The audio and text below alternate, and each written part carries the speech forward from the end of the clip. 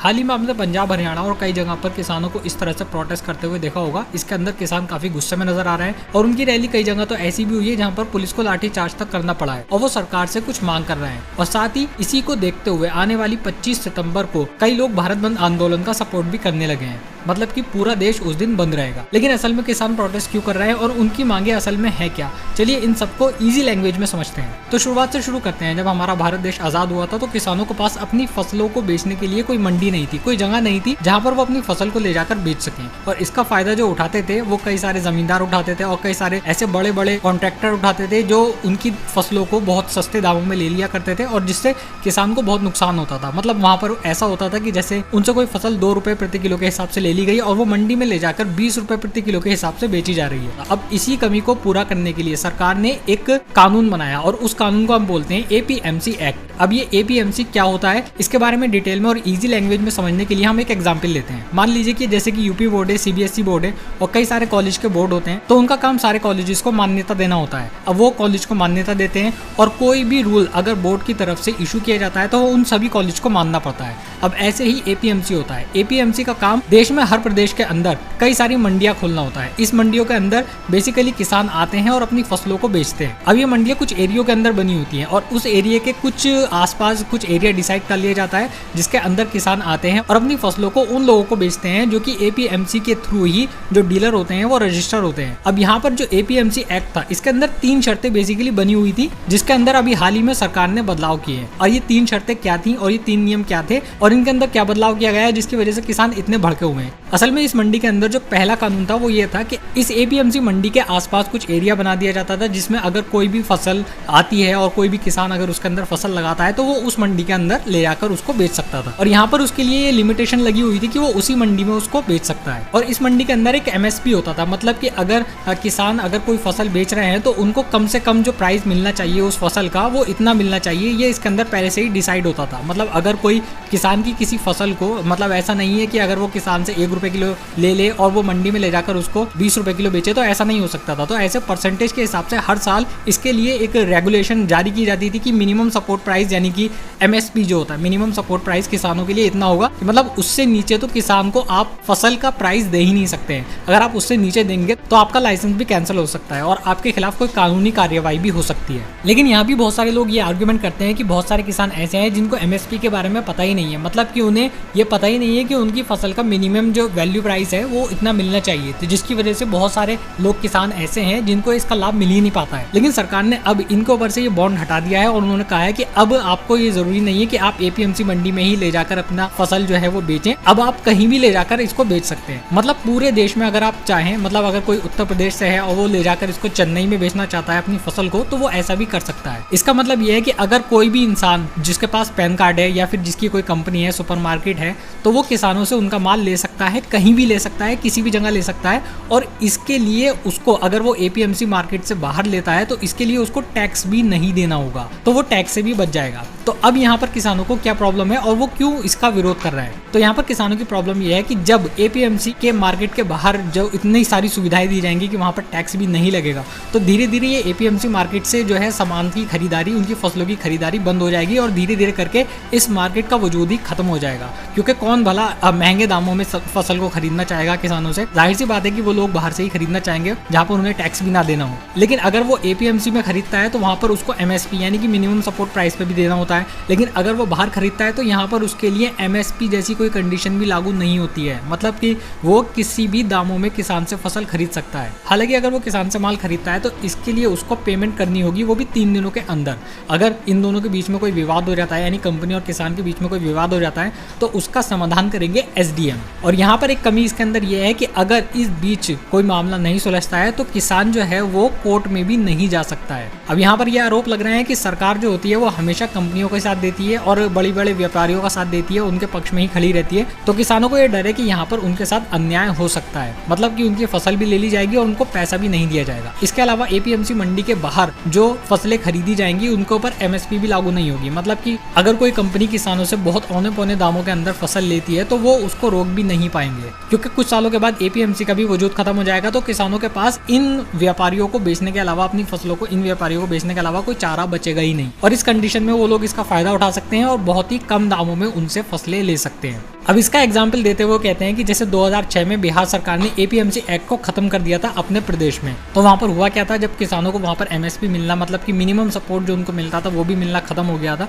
तो उन लोगों की हालत खराब होती चली गई और हुआ ये कि किसान जो थे, बिहार के जो किसान थे, उन लोगों को अपनी किसानी बंद करनी पड़ी और मजदूरी करने के लिए दिल्ली, मुंबई जैसे शहरों के अंदर जाना पड़ा। वैसे एपीएमसी मार्केट जो है यहाँ पर भी एक कमी है, क्योंकि यहाँ पर जो व्यापारी होते हैं वो गिरोह बनाकर एक किसानों को लूटना शुरू कर देते हैं। मतलब कि वो अपनी कमेटी बना लेते हैं कि भैया, क्योंकि एमएसपी जो होती है उसके बारे में ज़्यादातर किसानों को पता ही नहीं होता है कि हमारी जो फसल है उसका मिनिमम प्राइस तो इतना देना ही है इन्हें। तो उसके बारे में जो किसानों को ज़्यादातर नहीं पता होता है, तो वो लोग जो व्यापारी होते हैं बड़े बड़े, वो उसका फ़ायदा उठाते हैं और वो क्या करते हैं कि एक आपस में गिरोह बना लेते हैं। वो कहते हैं कि भैया मैं इतने कम प्राइस उसको किसान को बताऊंगा, तुम्हारे पास भी अगर वो किसान आए तो तुम भी उसको इतना ही बताना, तुम भी उसको इतना बताना। तो ऐसे करते वो मजबूरी हो जाएगा और उसको इतने ही पैसों के अंदर अपनी फसल को हमें बेचना होगा। तो अब इसके अंदर किसानों को सीधा सीधा डायरेक्टली नुकसान ही होना था। लेकिन यहाँ पर किसानों का ये कहना है कि एपीएमसी मार्केट के अंदर ये जो कमियां थी इसको दूर करने की जरूरत थी, ना कि इसको हटा देने की जरूरत थी। हालांकि उन लोगों ने हटाया तो नहीं है, लेकिन जो कानून इस तरह से यहाँ पर बने हैं उससे कुछ सालों के बाद एपीएमसी मार्केट का पूरी तरह से वजूद ही खत्म हो जाएगा। दूसरा नियम जो यहाँ पर लाया गया है वो ये है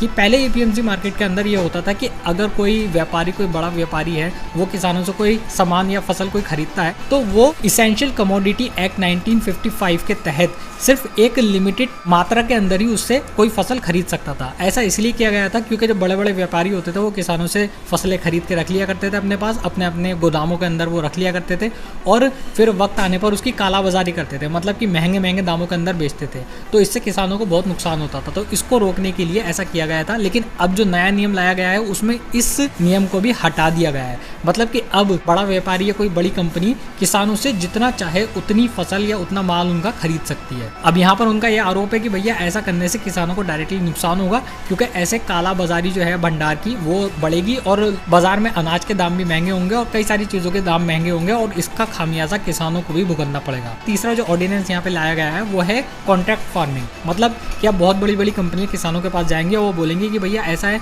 कि हम कॉन्ट्रैक्ट ले लेते हैं कि तुम्हारी फसल जो भी तैयार होगी हम इतने पैसे में उसको खरीद लेंगे। लेकिन यहाँ पर यह बताया जा रहा है कि भैया ये जो अमेरिका और यूरोप के अंदर इसी तरह की मार्केट बनाने की कोशिश की गई थी 1970 में, और जब 1970 के अंदर ये कानून वहाँ पर लागू किया गया था तो वहाँ पर जो किसानों को 40% राशि किसानों को मिलती है। मतलब कि अगर फसल की असली कीमत बाजार में 100 रुपये की बिक रही है तो किसानों को उसके 40 रुपये मिलते थे।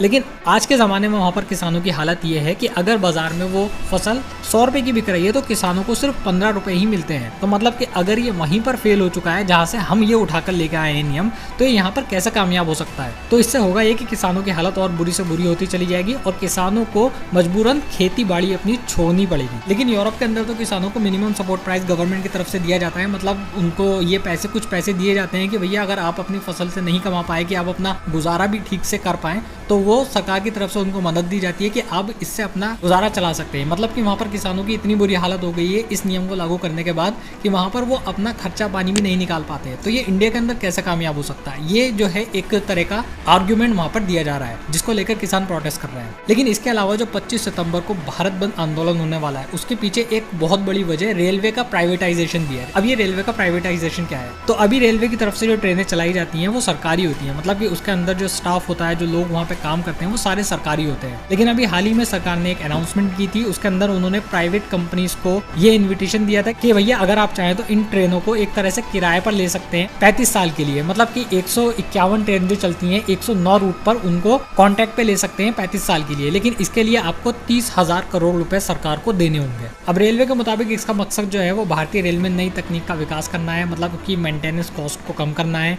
इसके अलावा रेलवे का दावा है कि इससे कई नौकरियां के अवसर जो है वो भी प्रदान होंगे। लेकिन जो लोग इसका विरोध कर रहे हैं उन लोगों का कहना है कि भैया ऐसे करने से सारा कुछ जो मैटर है रेलवे का वो सारा प्राइवेट कंपनियों के हाथ में चला जाएगा और वो लोग अपनी मर्जी के मुताबिक रेलवे का टिकट डिसाइड करेंगे। और जैसे कि अभी इस टाइम फ्लाइट में होता है कि उसके अंदर फ्लाइट की कीमत आप जानते हैं कि अगर प्लेन से किसी को जाना हो तो उसका टिकट कितना महंगा होता है, तो इसी तरह से ट्रेन के अंदर भी यही क्रिया शुरू हो जाएगी। मतलब फैसिलिटी तो वहाँ पर बहुत अच्छी वो कर देंगे, लेकिन उसके लिए आपके पास इतने पैसे होने भी चाहिए कि आप उसके अंदर सफ़र कर सकें। तो मतलब किराया वो बहुत ज़्यादा बढ़ा भी सकते हैं, क्योंकि यहाँ पर जो किराया का कम करने का और ज़्यादा करने का जो अधिकार है वो भी प्राइवेट कंपनियों के हाथ में ही दे दिया जाएगा। मतलब अगर कोई प्राइवेट कंपनी 151 ट्रेन जो ये 109 रूट पर चलने वाली है इनको लीज पर ले लेता है एक तरह से, तो यहाँ पर जो ड्राइवर ड्राइवर होगा और जो गार्ड होगा वो तो सिर्फ रेलवे एम्प्लॉयज़ होंगे, लेकिन बाकी सारे प्राइवेट कंपनी के ही एम्प्लॉयज़ होंगे। तो इस तरह से जो सरकारी लोग जो रेलवे के अंदर काम कर रहे हैं, एक तरीके से उनकी नौकरियों के ऊपर भी खतरा बना हुआ है, क्योंकि अगर वो प्राइवेट हो जाएंगे तो प्राइवेट कंपनियां उनकी भी सैलरी कम कर सकती हैं। तो अब यहाँ पर जो इतने सालों से रेलवे की तैयारी कर रहे थे, एक तरह से उनका भी कोई तैयारी करने का कोई फायदा नहीं है, क्योंकि जब अगर रेलवे भी प्राइवेट ही होने जा रहा है तो एक तरीके से उनकी जॉब भी प्राइवेट ही हो जाएगी। तो ऐसे में सरकारी नौकरी का कोई फायदा ही नहीं है। इससे अच्छा तो अगर वो किसी प्राइवेट कंपनी में काम करना चाहते तो उनको इतनी तैयारी करने की जरूरत ही नहीं थी। तो इन्हीं सब बातों को देखते हुए जो किसान थे वो पूरे देश के अंदर अलग अलग जगह पर प्रोटेस्ट कर रहे हैं, और सबसे ज्यादा जो प्रोटेस्ट हो रहा है वो हो रहा है पंजाब के अंदर और हरियाणा के अंदर। और इसी वजह से, क्योंकि रेलवे के जितने भी एम्प्लॉयज हैं उन्हें अपनी नौकरी का डर सता रहा है, और इसी वजह से वो लोग भी इस प्रोटेस्ट के अंदर शामिल हो रहे हैं। और इन्हीं सब बातों को देखते हुए, इस प्रोटेस्ट को आगे बढ़ाते हुए 25 सितंबर को ये अनाउंसमेंट की गई है कि भारत बंद हो सकता है। मतलब कि 25 सितंबर को हो सकता है कि इसी तरह के इशू देखने को मिले जैसे कि पिछली बार भारत बंद आंदोलन में देखने को मिले थे। अब देखते हैं इससे रिलेटेड क्या होता है, और क्या सरकार जो किसानों के लिए अभी 3 नियम बनाए गए हैं उनको दोबारा से वापस लेती है, उसके अंदर दोबारा से कोई चेंजेस करती है, और क्या रेलवे का प्राइवेटाइजेशन रुकता है या नहीं। अगर इससे रिलेटेड कोई भी खबर ट्रेंडिंग में आती है तो मैं उससे आपको अप टू डेट रखूंगा। सो गाइस, इस वीडियो में इतना ही। आई होप कि आपको मेरी ये स्टडी पसंद आई होगी। अगर आपको मेरा कंटेंट पसंद आता है और आप फ्यूचर में भी इसी तरह का कंटेंट देखना चाहते हैं तो आप हमारे चैनल को सब्सक्राइब कर सकते हैं, अगर आप ये वीडियो यूट्यूब पर देख रहे हैं तो। और अगर आप ये वीडियो फेसबुक पर देख रहे हैं तो हमारे पेज को लाइक जरूर करें। मैं मिलता हूँ आपसे नेक्स्ट वीडियो में, तब तक के लिए टेक केयर।